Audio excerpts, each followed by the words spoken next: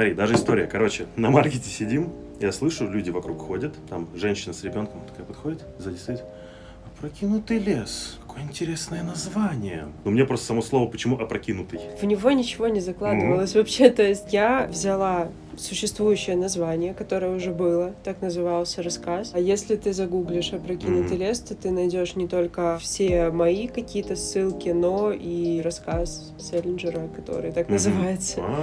Когда вообще ты начала, получается? Сколько лет прошло? Я в целом «Опрокинутый лес» создала в 2015-м, Инстаграм я веду с 2012-го. Ну, Капец, уже очень то есть давно. уже 10 лет скоро будет. Да. То есть ты, получается, со школы это, да, ведешь? Да, с 9 класса девятого вроде класса, бы, я да. не помню точно.